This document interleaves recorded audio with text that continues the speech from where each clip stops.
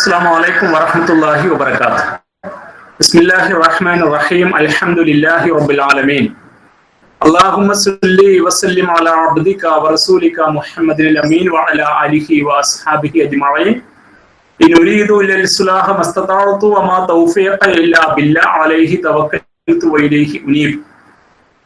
رب اشرح لي صدري ويسر لي أمري واحلل عقدة من لساني يفقهوا قولي. മാതാപിതാക്കളെ അനുസരിക്കണമെന്ന് ഖുർആനും സുന്നത്തും പഠിപ്പിച്ചിരിക്കുന്നു. അവരുള്ള ഹക്കിന്റെ ബാധ്യതയുടെ ഒന്നാമത് വസ്തുത അതാണ്. റസൂലുള്ളാഹി ഈ വിഷയമായി പറഞ്ഞ ഒരു ഹദീസ് ആ അനുസരണത്തിന്റെ അങ്ങേയറ്റം എത്രത്തോളം ഉണ്ടെന്ന് മനസ്സിലാക്കി തരും. നബി പറഞ്ഞു സല്ലല്ലാഹു അലൈഹി വസല്ലം, വഅത്തിഉ വാലിദൈക, നീ നിന്റെ മാതാപിതാക്കളെ അനുസരിക്കുക. വൈൻ അഖ്റജാക മിൻ മാലിക, നിന്റെ സ്വത്തിൽ നിന്ന് അവ രണ്ടുപേരും നിന്നെ പുറത്താക്കിയാൽ, വമിൻ കുല്ലി ബിശൈഇൻ, നിനക്കുള്ള എല്ലാറ്റിൽ നിന്നും, ഹുവലക്ക്, നിനക്കുള്ള എല്ലാറ്റിൽ നിന്നും നിന്നെ പുറത്താക്കിയാൽ നീ അത് അംഗീകരിച്ചുകൊണ്ട് പുറത്തു പോകും വിധം അവരനുസരിക്കുക എന്നാണ്. ഇത് തെറ്റിദ്ധാരണ ഉണ്ടാവേണ്ടതില്ല. മാതാപിതാക്കൾ മക്കളുടെ സ്വത്തുക്കളെല്ലാം പിടിച്ചെടുക്കണമെന്ന് ഇസ്ലാം കൽപ്പിച്ച തോന്നലുണ്ടാവേണ്ടതില്ല. ഇത് ഒരു വിഷയത്തിന്റെ മർമ്മങ്ങേയറ്റം വരെ അതിന്റെ ഒരു പൂർണ്ണതയെ മനസ്സിലാക്കി തരാനാണ്. എങ്ങനെയെന്ന് വെച്ചാൽ, ഉദാഹരണമായിട്ട് അയൽവാസികളുടെ കടപ്പാടിനെ കുറിച്ച് നമുക്ക് ബോധ്യമുണ്ടല്ലോ. തിരുനബി സല്ലല്ലാഹു അലൈഹി വസല്ലം ഏറെ പഠിപ്പിച്ചിട്ടുണ്ട്. ഒരിക്കൽ റസൂലുള്ളാഹി ഇതിനെ കുറിച്ച് പറഞ്ഞു, ജിബ്രീൽ അലൈഹിസ്സലാത്തു വസ്സലാമ അയൽവാസികളുടെ ബാധ്യതകളെ കുറിച്ച് എന്നെ വളരെയധികം ഉത്ബോധിപ്പിച്ചിട്ടുണ്ട്.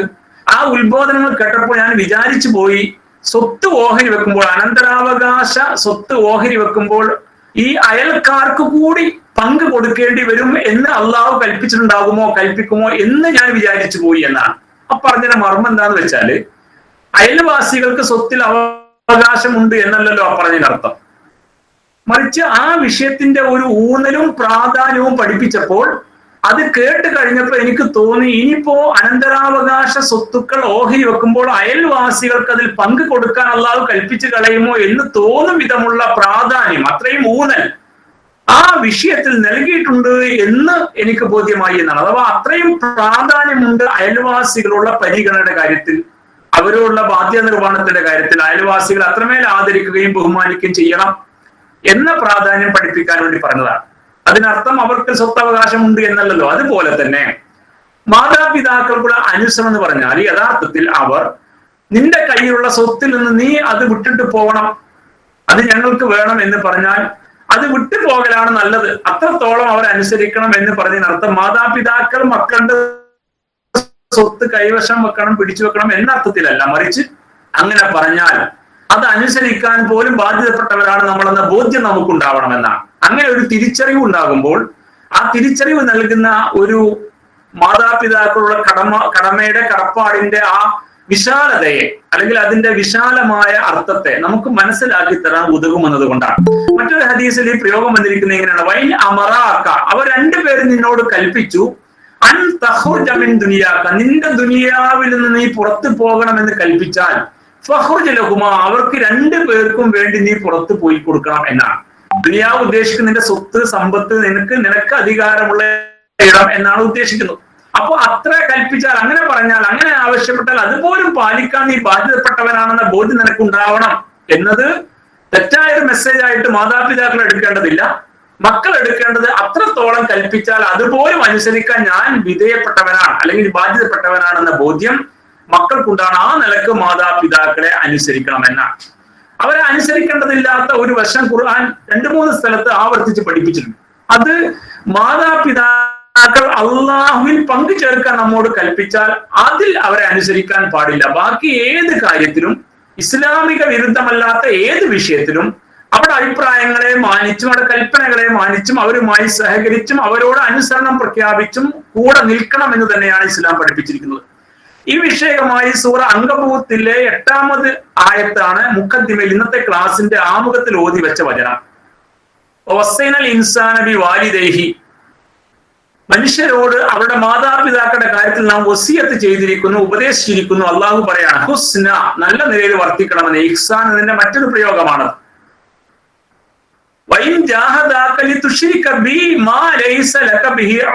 നിനക്ക് വിജ്ഞാനമില്ലാത്ത വിവരമില്ലാത്ത ഒരു കാര്യത്തിൽ അള്ളാഹുവിൽ പങ്കു ചേർക്കണമെന്ന് അവർ നിന്നോട് കൽപ്പിച്ചാൽ, നിർബന്ധിച്ചാൽ, ഫലാ തുതിഉഹുമാ, ആ വിഷയത്തിൽ അവർ രണ്ടുപേരെ നീ അനുസരിക്കരുത്.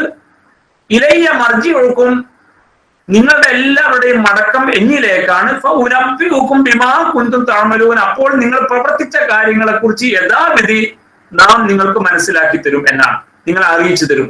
ഇത് സൂറ അൻകബൂത്തിലെ 8ാമത് വചനമാണ്. ഇവിടെ പ്രത്യേകമായിട്ട് എടുത്തു പറയുന്നു, മാതാപിതാക്കളെ അനുസരിക്കണം ഒരു കാര്യത്തിലൊഴികെ.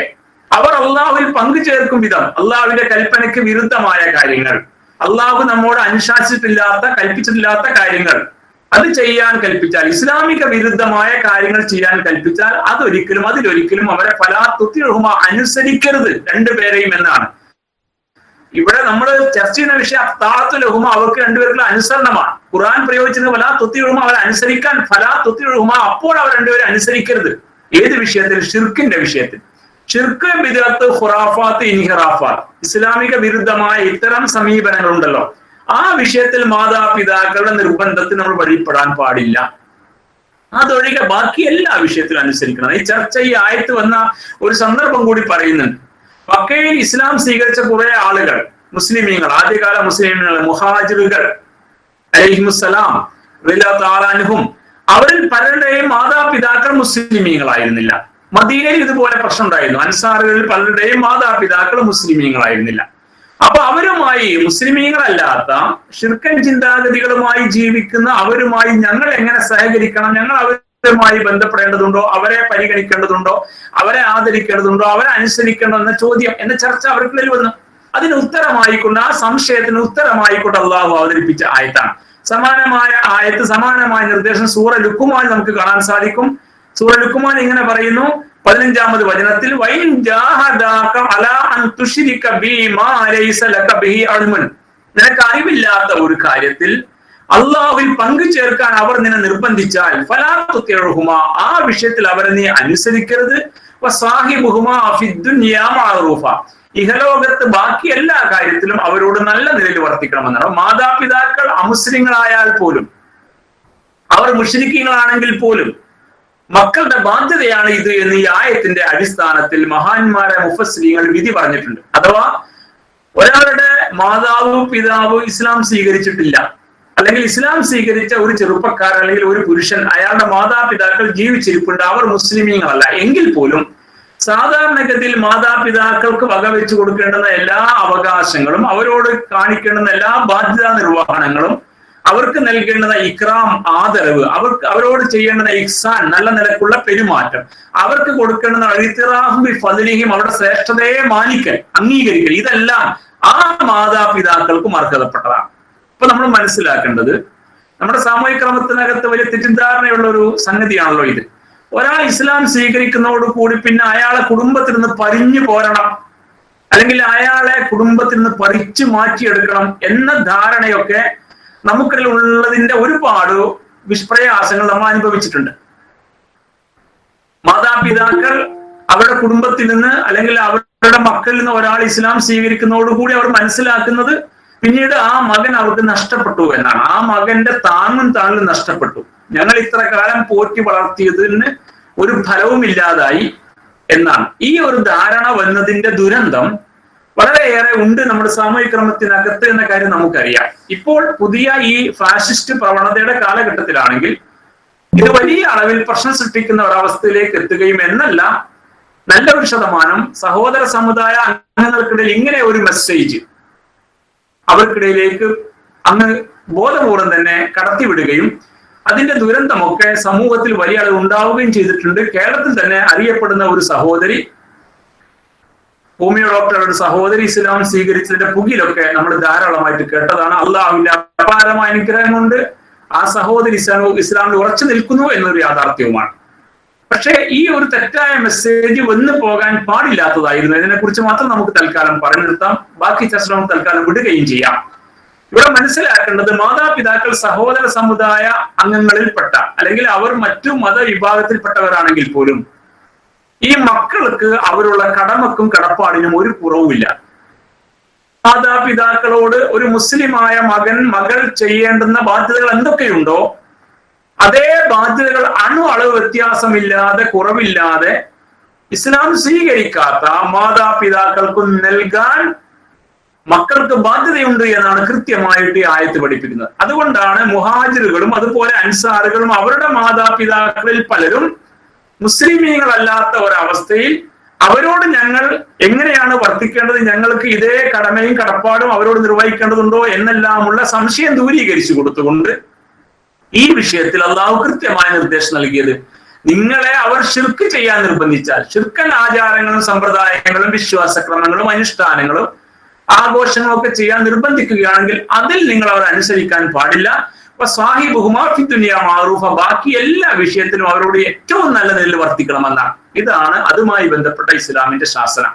അപ്പോൾ ഇത് മാതാപിതാക്കളുമായി ബന്ധപ്പെട്ട കടമയും കടപ്പാടും പഠിപ്പിക്കുന്നതോടൊപ്പം തന്നെ ഒരു ബഹുസ്വര സാമൂഹിക ക്രമത്തിനകത്ത് സംഭവിക്കാവുന്ന വിഷയങ്ങളുമായി ബന്ധപ്പെട്ട കൃത്യമായ വെളിച്ചവും ഈ വചനങ്ങൾ നൽകുന്നുണ്ട്. പക്ഷേ ആ വെളിച്ചത്തെ യഥാവിധി മനസ്സിലാക്കി അതുമായി ബന്ധപ്പെട്ട് നല്ല സമീപനം സ്വീകരിക്കാൻ കഴിയാതെ പോയതിന്റെ നമ്മുടേതായ വിശാലതക്കുറവിന്റെ ദുരന്തങ്ങൾ നമ്മൾ ഏറ്റുവാങ്ങിയിട്ടുണ്ട്.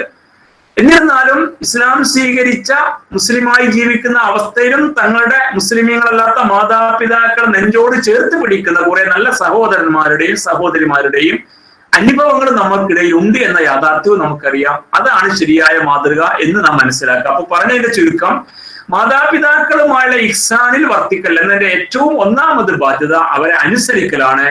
ശിർക്കുമായി ബന്ധപ്പെട്ട വിഷയത്തിലല്ലാത്ത എല്ലാ കാര്യത്തിലും അവർ ഏത് മതക്കാരായിരുന്നാൽ പോലും അവരനുസരിക്കാൻ നമുക്ക് ബാധ്യതയുണ്ട്. രണ്ടാമത്, മാതാപിതാക്കളോടുള്ള നമ്മുടെ ഹക്കിന്റെ ബാധ്യതയുടെ കടപ്പാടിന്റെ രണ്ടാമത് വസ്തുത അലിൻഫാഖു അലൈഹിമ, അവർക്ക് രണ്ടു പേർക്കും വേണ്ടി ചെലവഴിക്കലാണ്, ധനം ചെലവഴിക്കൽ. മാതാപിതാക്കളെ സ്നേഹിക്കുക, ബഹുമാനിക്കുക എന്ന് പറഞ്ഞാൽ ചെലവില്ലാത്തൊരു കാര്യം മാത്രം ചെയ്തു കൊടുക്കുക എന്നല്ല. അവരെ ജീവിപ്പിക്കാൻ, അവർക്ക് നിലനിൽക്കാൻ, അവരെ അവരുടെ സൗകര്യങ്ങളുമായി ബന്ധപ്പെടുത്തി, അവരുടെ ചികിത്സയുമായി ബന്ധപ്പെടുത്തി, അവരുടെ ഇഷ്ടങ്ങളുമായി ബന്ധപ്പെടുത്തി ഇസ്ലാമിക വിരുദ്ധമല്ലാത്ത എല്ലാ കാര്യങ്ങളും അവർക്ക് വേണ്ടി ചെലവഴിക്കാനുള്ള ബാധ്യതയും മക്കൾക്കുണ്ട്. അങ്ങനെ വിശദീകരിക്കേണ്ട കാര്യം നമുക്കറിയാം. അവരെ നമ്മളെ ജീവിപ്പിക്കണം, നമ്മുടെ കൂടെ ജീവിപ്പിക്കുന്ന അവസ്ഥയിലാണെങ്കിൽ അങ്ങനെ അല്ല. അവർ വേറൊരു വീട്ടിലാണ്, സഹോദരന്മാരെല്ലാവരും വേറെ വേറെ താമസമായതുകൊണ്ട് വേറൊരു സഹോദരന്റെ കൂടെയാണ്, എവിടെയായിരുന്നാലും ശരി അവരുടെ കാര്യത്തിൽ നമുക്ക് ചെലവഴിക്കാൻ ബാധ്യതയുണ്ട്. ഏതോ നിലക്ക് അറിയാതെ പോയത് കൊണ്ട് നമുക്കിടയിലൊക്കെയുള്ള ഒരു ധാരണ പശക്, സാധാരണഗതിയിൽ തറവാട്ടിൽ ജീവിക്കുന്ന അല്ലെങ്കിൽ ചെറിയ മകൻ അയാളായിരിക്കുമല്ലോ സാധാരണഗതിയിൽ വീട്ടിൽ അവശേഷിക്കുക, ബാക്കിയുള്ളവരൊക്കെ വേറെ വീട് വെച്ച് മാറുകയാണ് ചെയ്യുക. അപ്പൊ തറവാട്ടിൽ അവശേഷിക്കുന്ന മകന്റെ ബാധ്യതയായിട്ട് കാണുകയും ബാക്കിയുള്ളവർക്ക് അവരെ കാണുകയും സലാം പറയുകയും കുശലാന്വേഷണം നടത്തുകയും മാത്രം ചെയ്താൽ മദ്യം തോന്നലൊക്കെ ഉള്ള അവസ്ഥയൊക്കെ സമൂഹത്തിനകത്തുണ്ട്. അതൊക്കെ അറിവില്ലായ്മയാണ്.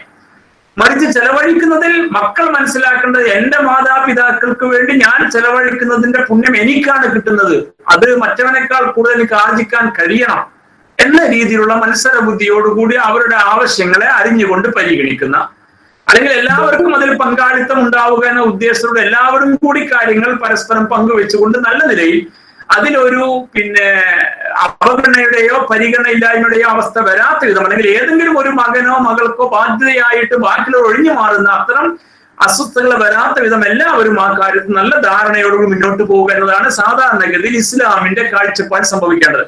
റസൂലുള്ളാഹി ഈ വിഷയത്തെ കുറിച്ച് പറഞ്ഞത്, അന്തവ മാലുക ലിവാലിദിക്, നീയും നിന്റെ ധനവും നീയും നിന്റെ വരുമാനവും സമ്പത്തും എല്ലാം നിന്റെ മാതാപിതാക്കൾക്കുള്ളതാണ്. ഇന്ന ഔലാദക്കും മിൻ അത്യബി കസ്ബിക്കും, നിങ്ങളുടെ മക്കൾ എന്നത് നിങ്ങളുടെ ഏറ്റവും നല്ല സമ്പാദ്യങ്ങളാണ്. മാതാപിതാക്കളോട് പറയുകയാണ്, മാതാപിതാക്കൾ മനസ്സിലാക്കേണ്ടത് നിങ്ങളുടെ മക്കൾ നിങ്ങളുടെ ഏറ്റവും നല്ല സമ്പാദ്യങ്ങളാണ്. ഫക്കുലൂ മിൻ കസ്ബി ഔലാദിക്കും, അതുകൊണ്ട് നിങ്ങളുടെ മക്കളുടെ സമ്പാദ്യത്തിൽ നിങ്ങൾ കഴിച്ചുകൊള്ളുക എന്നതാണ്. മാതാപിതാക്കൾക്ക് മക്കളുടെ സ്വത്തിൽ നിന്ന് ഭക്ഷണം കഴിക്കാനും ഭുജിക്കാനും ഉപയോഗിക്കാനും ചികിത്സിക്കാനും അനുവാദമുണ്ടെന്ന് മാത്രമല്ല, അവർക്കതിന് അവകാശമുണ്ട്. മക്കളുടെ സ്വത്തിൽ മാതാപിതാക്കളുടെ അവകാശം സ്ഥാപിച്ചു കൊടുക്കുകയാണ് ഈ ഹദീസ്. അൻതവ മാലുക, നീയും നിന്റെ ധനവും ലിവാലിദിക, നിന്റെ മാതാപിതാക്കൾക്കുള്ളതാണ്. മക്കൾ മനസ്സിലാക്കണം, ഞാനും എന്റെ സ്വത്തും എന്റെ മാതാപിതാക്കൾക്കുള്ളതാണ്. അത് രണ്ടും മാതാപിതാക്കൾക്കുള്ളതാണ്. എന്റേതാണെങ്കിലും അത് അവർക്കുള്ളതാണ്. ആ മാതാപിതാക്കളോട് പറയുന്നത്, ഇന്ന ഔലാദക്കും മിൻ അത്യബി കസ്ബിക്കും, നിങ്ങളുടെ മക്കൾ നിങ്ങളുടെ ഏറ്റവും നല്ല സമ്പാദ്യങ്ങളാണ്. മക്കൾ സമ്പാദ്യങ്ങളാണ്, മക്കൾ സമ്പാദിച്ചതും അവരുടെ സമ്പാദ്യങ്ങളാണ് മാതാപിതാക്കളുടെ. അതുകൊണ്ട് ഫകുലൂ മിൻ കസ്ബി ഔലാദിക്കും, നിങ്ങളുടെ മക്കളുടെ സമ്പാദ്യത്തിൽ നിങ്ങൾക്ക് കഴിക്കാം, നിങ്ങൾക്ക് ഭക്ഷിക്കാം. കുലു, നിങ്ങൾ കഴിച്ചു കൊള്ളുവിനെന്നാണ്. അപ്പോൾ മക്കളുടെ സ്വത്തിൽ നിന്ന് മാതാപിതാക്കൾ ഭുജിക്കുന്നതിന്, അവരുടെ ആവശ്യങ്ങൾക്ക് എടുക്കുന്നതിന്, അവരുടെ ആവശ്യങ്ങൾക്ക് ചെലവഴിക്കുന്നതിന് ഒരു തടസ്സവുമില്ല. അവർക്ക് അതിന് അനുവാദം ഇസ്ലാം കൊടുത്തിരിക്കുന്നു. മക്കൾ മനസ്സിലാക്കണം, ഞാൻ എന്റെ മാതാപിതാക്കൾക്ക് കടമപ്പെട്ടവരാണ്, അവകാശപ്പെട്ടവരാണ്. എന്റെ സ്വത്തും എന്റെ മാതാപിതാക്കൾ അവകാശപ്പെട്ടതാണ്, മാതാപിതാക്കൾക്ക് അവകാശപ്പെട്ടതാണ്.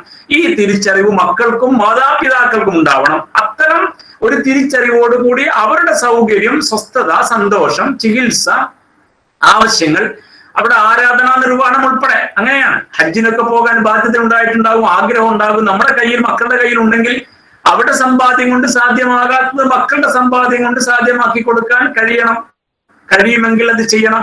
അത്രത്തോളം വരെ അവരുടെ കാര്യങ്ങൾക്ക് വേണ്ടി ചെലവഴിക്കാൻ നമുക്ക് ബാധ്യതയുണ്ട്. വിശദീകരിക്കാതെ തന്നെ നമുക്ക് കാര്യങ്ങൾ മനസ്സിലാകുമല്ലോ. മൂന്നാമത് ഹഖുൽ വാലിദൈൻ, മാതാപിതാക്കളുള്ള ബാധ്യത ഭാഗമായിട്ട് അൽ ഇഹ്തിമാമു ബിഹിം ഇൻദൽ കിബർ, അത് പ്രത്യേകം ഒരു വസ്തുതയായിട്ട്, ഒരു പോയിന്റ് ആയിട്ട് എടുത്ത് പറഞ്ഞിട്ടുണ്ട്. വാർദ്ധക്യ സഹജമായ അവസ്ഥകൾ പ്രത്യേകം പരിഗണിക്കുക. അപ്പൊ നോക്കണം, ചെലവഴിക്കണം, ബഹുമാനിക്കണം, അനുസരിക്കണം എന്നൊക്കെ പറഞ്ഞ ശേഷം പിന്നെ എന്തുകൊണ്ട് ഈ വസ്തുത പ്രത്യേകം എടുത്ത് പറഞ്ഞു? ഒരു വിഷയത്തിലെ പ്രാധാന്യക്രമത്തെ നമുക്ക് മനസ്സിലാക്കാൻ വേണ്ടിയാണല്ലോ അതിലെ വസ്തുതകളെ പ്രത്യേകം പോയിന്റ് ഔട്ട് ചെയ്യുന്നത്. അത് തന്നെയാണ് ഉദ്ദേശ്യം. അൽ ഇഹ്തിമാമു ബിഹിം, അവരെ നന്നായിട്ട് പരിഗണിക്കുക. ഇൻദൽ കിബർ, വാർദ്ധക്യ സഹജമായ അവസ്ഥയിൽ, പ്രായമായ അവസ്ഥയിൽ അവർക്ക് എന്താണ് ഏറ്റവും പ്രധാനമായിട്ട് വേണ്ടത്? അത് പരിഗണനയാണ്, ആശ്വാസമാണ്, സാമീപ്യമാണ്, അവരുടെ മനസ്സിന് കുളിർമ കൊടുക്കലാണ്. ഈ വിഷയത്തിൽ നല്ലൊരു ശതമാനം പുതുകാലഘട്ടത്തിലെ മനുഷ്യർ പരാജയപ്പെട്ടു പോകലാണ്. കാരണം ചെലവഴിക്കാൻ മടിയൊന്നുമില്ല, മാതാപിതാക്കളുടെ സൗകര്യങ്ങളൊക്കെ ചെയ്തു കൊടുത്തിട്ടുണ്ട്. നല്ല ബെഡ്റൂം സംവിധാനമുണ്ട്, ബാത്ത് അറ്റാച്ച് സംവിധാനമുണ്ട്. അവരുടെ പ്രായത്തിനനുസൃതമായി നടന്നും ഇരുന്നും ഒക്കെ അതിനകത്ത് കാര്യങ്ങൾ ചെയ്ത് മുന്നോട്ട് പോകാൻ പറ്റും. ഇതൊക്കെ സജ്ജീകരിച്ചിരിക്കുന്നു. ഭക്ഷണം കൃത്യമായി കൊടുക്കുന്നുണ്ട്. ചികിത്സക്ക് ഡോക്ടർ പ്രത്യേകം, അവർക്ക് ഡോക്ടർ ഉണ്ട്, അല്ലെങ്കിൽ ഡോക്ടർ സമയാസമയം വന്ന് ചികിത്സിക്കുന്നവരെ കൊണ്ടുപോയി ചികിത്സിക്കുന്നു. പരിചരിക്കാൻ അവർക്ക് വേണ്ടി നഴ്സുമാരെ, അല്ലെങ്കിൽ ഹോം നഴ്സുമാരെ, അല്ലെങ്കിൽ ആയമാരെ നിശ്ചയിച്ചിട്ടുണ്ട്. അപ്പൊ ഇത്രയും ആയാൽ ബാധ്യത തീർന്നു പോയോ എന്നതാണ്. അങ്ങനെ മനസ്സിലാക്കിയിരിക്കുന്നു പലരും. പുതിയ കാലഘട്ടത്തിലാണെങ്കിൽ ആശുപത്രികളിൽ വരെ അവസാന ഘട്ടങ്ങളിൽ അവിടെ തന്നെ നിർത്തിക്കൊണ്ട് അങ്ങനെ പരിഗണിക്കുന്ന മാതാപിതാക്കൾക്ക് ചികിത്സ കൊടുത്തുകൊണ്ട് ഹോസ്പിറ്റലിൽ തന്നെ സംവിധാനിച്ച ചില വലിയ ആശുപത്രികളിലൊക്കെ ചില റൂമുകൾ പ്രായം ചെന്ന പിതാവ് അല്ലെങ്കിൽ മാതാവ് അവർക്ക് വേണ്ടി കുറെ കാലങ്ങളോളം വാടക കൊടുത്ത് മുന്നോട്ട് പോകുന്ന കുടുംബങ്ങളെ അറിയാം. അപ്പൊ അവരെ ആഗ്രഹിക്കുന്നത് മാതാപിതാക്കൾ നല്ല പരിഗണന കിട്ടണം. പ്രായമായ അവസ്ഥയിൽ അവർക്ക് ഇടയ്ക്കിടയ്ക്ക് ഡോക്ടറെ കാണാൻ പോകാൻ തോന്നലുണ്ടാകും. അതൊരു തോന്നലും കൂടിയാകും. കുറച്ച് കഴിയുമ്പോൾ അങ്ങനെയൊക്കെ സംഭവിക്കാം. ഡോക്ടർ ആശുപത്രിയിൽ അഡ്മിറ്റ് ആവലൊക്കെ അസ്വസ്ഥതയും അങ്ങനെയൊക്കെ ആയെങ്കിൽ ശരിയായ തോന്നലൊക്കെ ഉള്ള മാതാപിതാക്കളുണ്ട്. അത് മാനസികമായ ചില അവസ്ഥകളൊക്കെയാണ്. അപ്പൊ അതും കൂടി ആകുമ്പോൾ ഏറ്റവും നല്ലതെന്ന് അവർ ഹോസ്പിറ്റലിൽ അങ്ങ് ബുക്ക് ചെയ്യുക ഒരു റൂം. അങ്ങനെയാണ്. കുറച്ചുകൂടി കിടക്കുന്ന അവസ്ഥയിലൊക്കെ ആയിപ്പോയാൽ പിന്നെ വീട്ടിലൊരു ഹോം നഴ്സ് നിർത്തുന്നേക്കാൾ നല്ലത് ആശുപത്രിയിൽ കൊണ്ടുപോയി ആക്കലാണ്. അവിടെ റൂമിലാക്കി കഴിഞ്ഞാൽ പിന്നെ ബാക്കി നഴ്സുമാർ ചെയ്തോളും. അപ്പൊ വീട്ടിൽ ഒരാളെ നിർത്തേണ്ട ആവശ്യവുമില്ല. അങ്ങനെയും മനസ്സിലാക്കുന്ന ആളുകളുണ്ട്. ഈ വക വിഷയങ്ങളിൽ പിന്നെ ഇസ്ലാമിന്റെ ക്രമം വിട്ട് തെറ്റായ വഴിക്ക് പോകുന്ന ആളുകളാണ് മാതാപിതാക്കളെ വൃദ്ധസദനങ്ങൾ ഏൽപ്പിച്ചിട്ട് അവർക്ക് ഫണ്ട് കൊടുത്തുകൊണ്ടിരിക്കുക, അല്ലെങ്കിൽ മാസം പൈസ അയച്ചു കൊടുത്ത് അവിടെ ഏർപ്പാടാക്കുന്ന ആളുകൾ. ഇതൊന്നും അല്ലാത്ത അവസ്ഥയാണ്. പിന്നെ തെരുവിലേക്ക് വലിച്ചെറിയലും എവിടെയോ കൊണ്ടുപോയി പിന്നെ ആക്കിയിട്ട് പോരലും, വീട്ടിൽ തന്നെ ആണെങ്കിൽ നന്നായിട്ട് മർദ്ദിച്ചും പീഡിപ്പിച്ചും ഒക്കെ അങ്ങനെ തീർത്ത് കളയാൻ വേണ്ടിയുള്ള നിലപാട് സ്വീകരിക്കലൊക്കെ പിന്നെയും വഴിവിട്ട വഴികളാണ്. അപ്പോ പറഞ്ഞതിന് ചുരുക്കം എന്താ വെച്ചാൽ ഇസ്ലാം ഊന്നിയത് അവിടെയൊന്നുമല്ല. നമ്മൾ അവർക്ക് ചെലവഴിക്കുന്നു, സൗകര്യം ഒരുക്കി കൊടുക്കുന്നു, അവർക്ക് വേണ്ട ചികിത്സയും കാര്യങ്ങളും ചെയ്യുന്നു എന്നത് മാത്രമല്ല ഇസ്ലാം പരിഗണിക്കുന്നത്. മറിച്ച് പ്രായമാകുന്ന അവസ്ഥയിൽ നിങ്ങളുടെ പരിചരണം കൂടി കിട്ടണം. അവർക്ക് മുഖ്യമായ പരിഗണന, ഇഹ്തിമാമികൾ പരിഗണിക്കണം. അപ്പൊ മക്കൾ അവിടുത്തെ ചെല്ലണം, കുശലാന്വേഷണം നടത്തണം, അവരോട് വർത്തമാനങ്ങൾ ചോദിച്ചറിയണം. ചിലർ പറഞ്ഞു തന്നെ ആവർത്തിച്ച് പറയും, ഇന്നലെ പറഞ്ഞതിന് ഇന്നും പറഞ്ഞേക്കാം, അങ്ങനെയാണ്.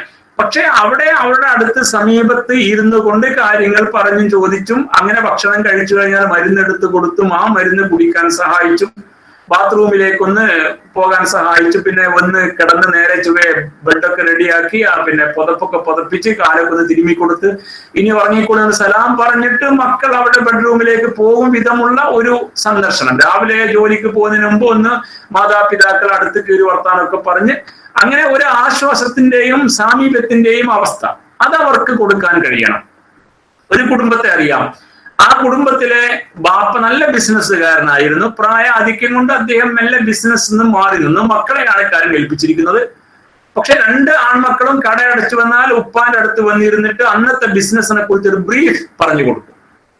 ബാപ്പക്ക് ഇത് കേൾക്കാനും അതിനെക്കുറിച്ച് ചിലപോലെ കമന്റ് ഒക്കെ പറയും ചെയ്തേക്കാം. പക്ഷെ അങ്ങനെ മക്കളെ അവർ ബാപ്പയോട് അങ്ങനെ എല്ലാം വിശദീകരിച്ച് പറയേണ്ടതില്ല. പക്ഷെ ഈ മക്കൾ പറയുന്നത് അങ്ങനെ ആയതുകൊണ്ട് ഉപ്പാക്ക് ഇപ്പോഴും ഉപ്പാടെ കൺട്രോളിൽ തന്നെയാണ് കാര്യങ്ങളൊക്കെ നടത്തുന്ന തോന്നലുള്ളത് കൊണ്ട് ഉപ്പ വലിയ ഹാപ്പിയാണെന്നാണ്. അതൊരു നല്ല പരിഗണനയാണ്, അതൊരു ഉദാഹരണമുള്ളതാണ്. അപ്പൊ ഈ പരിഗണന കൊടുക്കുക എന്നതിന്റെ ഉദ്ദേശം ഓരോ മാതാപിതാക്കളും ജീവിച്ച ഒരു ദർജയുണ്ട്, അവരൊരു പദവിയുണ്ട്.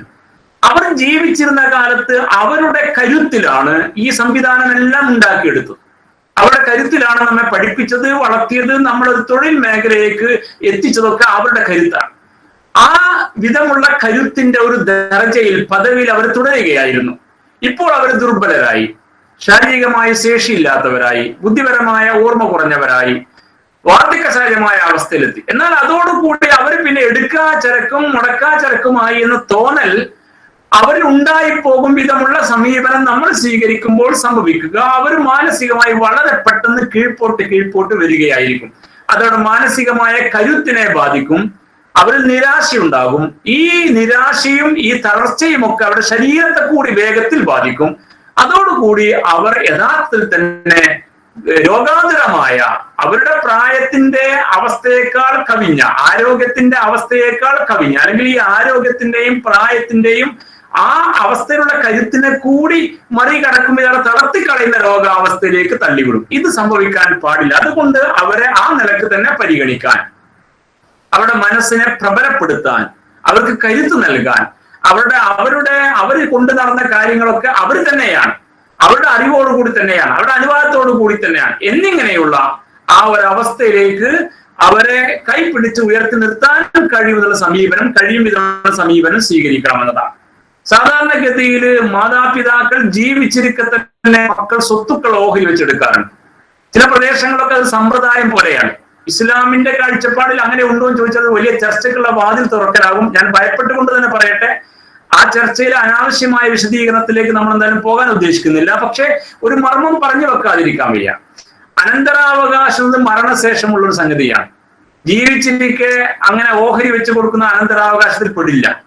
അനന്തരാവകാശം അവരിൽ ഒരാള്, മാതാവോ പിതാവോ രണ്ടിലൊരാൾ മരിച്ചാൽ, അല്ലെങ്കിൽ ഒരു മകൻ മരിച്ചാൽ, ആ മകന്റെ സ്വത്തുമായി ബന്ധപ്പെട്ട അല്ലെങ്കിൽ മാതാപിതാക്കളുടെ സ്വത്തുമായി ബന്ധപ്പെട്ട വിഷയമാണ് അനന്തരാവകാശം, ഫറായിദ്. അത് ഇസ്ലാം വളരെ പ്രാധാന്യം പഠിപ്പിച്ച ഒരു സംഗതിയാണ്. അപ്പൊ മരണശേഷമാണ് ആ സ്വത്തുമായി ബന്ധപ്പെട്ട വിഷയം വരുന്നത്. ജീവിച്ചിരിക്കുമ്പോൾ മാതാപിതാക്കൾ സന്തോഷത്തോട് മക്കൾക്ക് കൊടുത്താൽ അത് കൊടുത്തത് തന്നെ. ആ കൊടുത്തതിൽ മാതാപിതാക്കൾക്ക് അവകാശം ഉണ്ടാകും, കാരണം അവരുടെ സ്വത്താണല്ലോ അത്.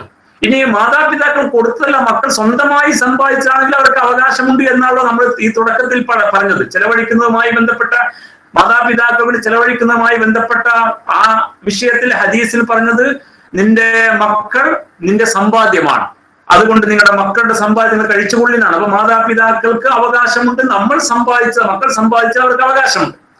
ഇനി അവരുടെ സ്വത്തുക്കൾ അവർ ജീവിച്ചിരിക്കെ തന്നെ മക്കളെല്ലാം കൂടി ഓഹരി വെച്ചെടുത്ത് എല്ലാവരും കൂടി അവകാശം വാങ്ങിയെടുത്ത് അവർ ഒരു മൂലയിലായി പോവുകയും പിന്നീട് അവരുടെ കാര്യത്തിൽ ആരും ഇടപെടാനില്ലാത്ത വിധമുള്ള ഒരു നിസ്സഹായ അവസ്ഥയിലേക്ക് അവരെ തള്ളിവിടുകയും ചെയ്യുന്നു എങ്കിൽ അത് ഈ പരിഗണനക്ക് വിരുദ്ധമാണ്. ആരോഗ്യപരമായ, മാനസിക ആരോഗ്യപരമായ അവസ്ഥയെ തകർക്കുന്ന ഒന്നാണ്. അതുകൊണ്ട് ഈ ഇസ്ലാമിക ബോധമുള്ള കുടുംബങ്ങളിൽ, വളരെ ബോധ്യത്തോടു കൂടി തന്നെ പറയുന്നു, അത്തരം കുടുംബങ്ങളെ കുറിച്ചുള്ള അറിവിന്റെ അടിസ്ഥാനത്തിൽ പറയുന്നു, അത്തരം കുടുംബങ്ങളിൽ മാതാപിതാക്കൾ മരിച്ച ശേഷം മാത്രമേ മക്കൾ സ്വത്ത് ഓഹരി വെച്ചെടുക്കുകയുള്ളൂ. ആ മാതാവിന്റെയും പിതാവിന്റെയും കയ്യിൽ തന്നെ ആയിരിക്കും. അവർക്ക് തോന്നിയത് എന്റെ സ്വത്തൊക്കെ എന്റെ തന്നെയാണ്, എന്റെ മക്കൾ അത് ഓഹരി വെച്ചെടുത്തിട്ടില്ല. അവര് വീട് വെക്കുന്നത് ആ മാതാവിന്റെ അല്ലെങ്കിൽ പിതാവിന്റെ സ്വത്തിൽ തന്നെ ആയിരിക്കും. മാതാവ് കൊടുക്കാൻ തയ്യാറായാൽ പോലും അവരത് വേണ്ടെന്ന് വെക്കും. എന്തുകൊണ്ട് വേണ്ടെന്ന് വെക്കും? അത് ഉമ്മ അല്ലെങ്കിൽ ഉപ്പ അദ്ദേഹത്തിന്റെ സ്വത്തുക്കൾ അവരുടെ കയ്യിൽ തന്നെ ഇരിക്കട്ടെ. അപ്പൊ അവർക്ക് മനസ്സിൽ എന്റെ സ്വത്താണ്, എന്റെ സ്വത്തിലാണ് എന്റെ മക്കൾ ജീവിക്കുന്നത്, എന്റെ സ്വത്തൊക്കെ എന്റെ കയ്യിൽ തന്നെയാണ്. അതിന് കിട്ടുന്ന അല്ലറ ചില വരുമാനമൊക്കെ അവരുടെ കയ്യിൽ തന്നെ വന്നോട്ടെ. നമുക്ക് ജീവിക്കാൻ ഒരു വഴി അവരുടെ സഹായം കൊണ്ട്, അള്ളാഹുവിന്റെ തൗഫീഖ് കൊണ്ട് നമുക്ക് വേറെ ഉണ്ടായി വന്നിട്ടുണ്ട്, വരുമാനമുണ്ട്. നമ്മൾ അതുകൊണ്ടൊക്കെ സന്തോഷമായിട്ട് ജീവിക്കുന്നുണ്ട്. അങ്ങനെ ഇരിക്കെ അവരുടെ കയ്യിലുള്ളത് അവരുടെ കയ്യിൽ തന്നെ ഇരിക്കട്ടെ, നമ്മൾ അപ്ലോഡ് ചിലതിന് കൊടുക്കുന്നുണ്ട്, അപ്പൊ അവരുടെ മാനസികമായ ആരോഗ്യം നിലനിൽക്കും. ഇത് നല്ല അങ്ങോട്ടും ഇങ്ങോട്ടും ഈ മാനസികാവസ്ഥ ഉള്ളിടത്തെ സംഭവിക്കുള്ളൂ കേട്ടോ. മറിച്ച് മക്കളോട് പക്ഷപാതിത്വപരമായ നിലപാട് സ്വീകരിച്ചുകൊണ്ടും മക്കളെ കല്യാണം കഴിച്ചു കൊണ്ടുവന്ന പെൺകുട്ടികളോടുള്ള വിദ്വേഷം കൊണ്ടും ഒക്കെ അങ്ങനെ നെഗറ്റീവായ ജാഹിലിയത്തിൻ്റെതായ അത്തരം അവസ്ഥകളിടത്ത് ഈ പറഞ്ഞൊന്നും പ്രായോഗികമാവില്ല എന്ന കാര്യം കൃത്യമായിട്ട് മനസ്സിലാക്കണം. അതല്ലാത്ത അവസ്ഥ ഇസ്ലാമിന്റെ നേരെ വാ നേരെ പോ എന്ന സമീപനം സ്വീകരിക്കുന്നിടത്തെ കാര്യമാണ്. അവിടെ പരിഗണനയുടെ ഭാഗമാണ് മാതാപിതാക്കളുടെ സ്വത്തുക്കൾ അവിടെ കാലശേഷം മാത്രം ഓഹരി വെച്ചെടുക്കുകയും അതുവരെ ഉള്ളതൊക്കെ അവരുടെ പേരിൽ തന്നെ ആവുകയും അവർ അതിന്റെ ആളുകളെന്ന തോന്നലുകൾക്ക് ഉണ്ടാക്കുകയും, എന്നാൽ ഈ മക്കൾക്ക് ആവശ്യത്തിനുള്ളതൊക്കെ മക്കൾ സമ്പാദിക്കുകയും അല്ലെങ്കിൽ മാതാപിതാക്കൾക്ക് വേണ്ടത് കണ്ടറിഞ്ഞ് കൊടുക്കുകയും ചെയ്തുകൊണ്ട് അങ്ങനെ പോകുന്ന അവസ്ഥയും, ആ കൊടുക്കുന്നത് നല്ല പരിഗണനയോടുകൂടി പരസ്പരം എല്ലാവർക്കും തുല്യമായ പരിഗണനയോടുകൂടി അല്ലെങ്കിൽ അവരുടെ അവസ്ഥ അറിഞ്ഞുകൊണ്ടൊക്കെ ആവുകയും ചെയ്യുന്ന രീതിയിൽ കാര്യങ്ങൾ അങ്ങോട്ടും ഇങ്ങോട്ടും മുന്നോട്ട് പോകുന്ന അവസ്ഥയും ഇതിന്റെ ഭാഗമാണ്. നാലാമത്തേത് അദ്ദുആഉലഹുമ, അവർക്ക് രണ്ടുപേർക്കും വേണ്ടി പ്രാർത്ഥിക്കലാണ്. ഈ പരിഗണനയെ കുറിച്ചും പ്രാർത്ഥനയെ കുറിച്ചുമാണ് നമ്മൾ സൂറ ഇസ്രായിൽ പഠിച്ചുകൊണ്ടിരിക്കുന്ന ഈ ആയത്തിൽ വന്നിരിക്കുന്നത്. ഒന്നുകൂടി ഓർമ്മിക്കുന്നു വഖലാ റബ്ബുക, ഓർമ്മിപ്പിക്കുന്നു വഖലാ റബ്ബുക അല്ലാ തഅബുദു ഇല്ലാ ഇയ്യാഹു വബിൽ വാലിദൈനി ഇഹ്സാന, മാതാപിതാക്കളുടെ ഇഹ്സാനിൽ വർത്തിക്കണം, അള്ളാഹുവിന് വഴിപ്പെട്ട് ജീവിക്കണം എന്നുള്ളത് കൽപ്പിച്ചിരിക്കുന്നു പറഞ്ഞ ശേഷം ഇമ്മാ യബ്ലുഗന്ന ഇൻദകൽ കിബറ അഹദുഹുമാ ഔ കിലാഹുമാ, അവരിൽ ഒരാളോ രണ്ടുപേരുമോ നിന്റെ അരികിലായിരിക്കെ വാർദ്ധക്യ സഹജമായ അവസ്ഥയിൽ എത്തിയാൽ ഫലാ തഖുല്ലഹുമാ ഉഫ്ഫിൻ, അവരോട് ചേ എന്ന് പോലും പറയരുത്, വലാ തൻഹർഹുമാ, അവരോട് പരുഷമായി പെരുമാറരുത്, വഖുൽ ലഹുമാ ഖൗലൻ കരീം, അവരോട് മാന്യമായ വാക്ക് പറയണം. 3 പ്രയോഗത്തിലൂടെ ചേ എന്ന് പറയരുത്, അവരോട് പരുഷമായി പെരുമാറരുത്, അവരോട് മാന്യമായി സംസാരിക്കണം. ഇത് ഈ ഇഖ്തിമാമിന്റെ ഈ പരിഗണനയുടെ ഭാഗമാണ്. ശേഷം പറയുന്നത് കാരുണ്യത്തിന്റെ ചിറകുകൾ താഴ്ത്തി കൊടുക്കണം, അതും അവരെ ആശ്വസിപ്പിക്കലും പരിഗണിക്കലും അതുമായി ബന്ധപ്പെട്ട വിഷയം തന്നെ. പിന്നീട് പറയുന്നത് വഖുർ റബ്ബിർഹമുഹുമാ കമാ റബ്ബയാനി സഗീറ, എന്നെ ചെറുപ്പത്തിൽ അവർ രണ്ടുപേരും പോറ്റി വളർത്തിയതുപോലെ പടച്ചവനെ അവരോട് നീ കാരുണ്യം കാണിക്കണമെന്ന് പ്രാർത്ഥിക്കുകയും വേണം. അതാണ് 4ാമത് വസ്തുത, അദ്ദുആഉലഹുമാ, അവർക്ക് രണ്ടുപേർക്കും വേണ്ടി പ്രാർത്ഥിക്കണം. വഖുർ റബ്ബിർഹമുഹുമാ കമാ റബ്ബയാനി സഗീറ, എന്നെ ചെറുപ്പത്തിൽ അവർ പരിലാളിച്ചതുപോലെ അള്ളാഹുവെ നീ അവരോട് കാരുണ്യം കാണിക്കണമേ എന്ന്. അപ്പോൾ പറഞ്ഞ ചുരുക്കം ഇത്രയാണ്, ഹുഖൂഖുൽ വാലിദൈൻ, മാതാപിതാക്കളുടെ കടപ്പാടിന്റെ ഭാഗമായിട്ട് അവരോട് ഇഹ്സാനിൽ വർത്തിക്കുന്നതിന്റെ, ഇക്റാം അവരെ ആദരിക്കുന്നതിന്റെ, ഇഅ്തിറാഫു ബിഫദ്ലിഹിം അവരുടെ ശ്രേഷ്ഠതയെ പദവി അംഗീകരിക്കുന്നതിന്റെ ഭാഗമായിട്ട് ഒന്നാമതായി അവരെ അനുസരിക്കുക, രണ്ടാമതായി അവർക്ക് വേണ്ടി ചെലവഴിക്കുക, മൂന്നാമതായി അവരെ പ്രായാധിക്യമായ അവസ്ഥ നന്നായിട്ട് പരിഗണിക്കുക, നാലാമതായി അവർക്ക് വേണ്ടി പ്രാർത്ഥിക്കുക. ഈ 4 വസ്തുതകളും ചേർന്നതാണ്, അല്ലെങ്കിൽ ഈ 4 സംഗതികളും ഉൾച്ചേർന്നതാണ് മാതാപിതാക്കളോട് നാം കാണിക്കേണ്ടുന്ന കടപ്പാടിന്റെ കടമയുടെ യാഥാർത്ഥ്യം. ഇത് ഉൾക്കൊണ്ടുകൊണ്ട് നമ്മുടെ മാതാപിതാക്കളോട് ഏറ്റവും നല്ല വർത്തിക്കാൻ നമുക്ക് സാധിക്കണം. കാരണം അവർ നമ്മുടെ സ്വർഗമാണ്, അവരുടെ പ്രാർത്ഥന നമ്മുടെ പ്രശ്നങ്ങൾ തീർക്കാൻ പരിഹാരമാകുന്ന പ്രാർത്ഥനകളാണ്, നമ്മുടെ സ്വർഗത്തിന്റെ വാതിലാണ് മാതാപിതാക്കൾ. ഈ യാഥാർത്ഥ്യവും ഇൻഷാ അല്ലാഹ് ബാക്കി അതുമായി ബന്ധപ്പെട്ട വിശദീകരണവും അടുത്ത ക്ലാസ്സിൽ അല്ലാഹു സുബ്ഹാനഹു വ തആല മാതാപിതാക്കളോട് ഏറ്റവും നന്നായിട്ട് വർത്തിക്കുന്ന, ഇസ്ലാം കൽപ്പിച്ച അതേ പരിഗണനകൾ കൊടുത്തുകൊണ്ട് അവരോട് നല്ല സമീപനം സ്വീകരിക്കുന്ന, അള്ളാഹുവിന്റെ പൊരുത്തവും നേടാൻ കഴിയുന്ന മക്കളിൽ നമ്മെ എല്ലാവരെയും ഉൾപ്പെടുത്തി അനുഗ്രഹിക്കുമാറാവട്ടെ. അള്ളാഹു നമ്മുടെ മാതാപിതാക്കളെ അനുഗ്രഹിക്കുമാറാവട്ടെ. നമ്മിൽ നിന്ന് മരിച്ചു പോയവർക്ക് അള്ളാഹു മഗ്ഫിറത്തും മർഹമത്ത് നൽകി അനുഗ്രഹിക്കുമാറാവട്ടെ. ജീവിച്ചിരിക്കുന്ന മാതാപിതാക്കളോട് ഈ വസ്തുതകളെ മനസ്സിലാക്കി നമ്മുടെ പരിക്കൻ അവസ്ഥകളൊക്കെ മാറ്റിവെച്ചുകൊണ്ട് നല്ല നിലക്ക് പെരുമാറാൻ അള്ളാഹു നമുക്ക് സന്മനസ് പ്രദാനം ചെയ്യുമാറാവട്ടെ. നമ്മുടെ മാതാപിതാക്കൾക്കും വാശിയും വട്ടവും ഒക്കെ ഒഴിവാക്കി പ്രായാധിക്യത്തിൽ ഉണ്ടാകാവുന്ന അത്തരം ചില തെറ്റായ സമീപനങ്ങളൊക്കെ ഒഴിവാക്കി നല്ല നിലക്ക് വിശാലമായ അർത്ഥത്തിൽ മക്കളെ ഉൾക്കൊണ്ടും മക്കളോട് കാര്യങ്ങൾ പങ്കുവെച്ചും മുന്നോട്ട് പോകാൻ കഴിയും വിധമുള്ള ഒരു വിശാലത അള്ളാഹു അവർക്കും പ്രദാനം ചെയ്യുമാറാവട്ടെ. അവരുടെ ഭാഗത്തു നിന്നുണ്ടാകാവുന്ന എല്ലാ പ്രയാസങ്ങളെയും തരണം ചെയ്തുകൊണ്ട് തന്നെ ക്ഷമാപൂർവ്വം പരിഗണിച്ചും പരിചരിച്ചും മുന്നോട്ട് പോകാൻ അള്ളാഹു നമ്മെ സഹായിക്കുമാറാവട്ടെ. അള്ളാഹു സുബ്ഹാനഹു വ തആല അവന്റെ ഇഷ്ടദാസന്മാരിൽ ദാസിമാരിൽ നാം ഏവരെയും ഉൾപ്പെടുത്തുമാറാവട്ടെ. റബ്ബനാ ആതിനാ ഫിദ്ദുനിയ ഹസന വഫിൽ ആഖിറതി ഹസനത വഖിനാ അദാബന്നാർ.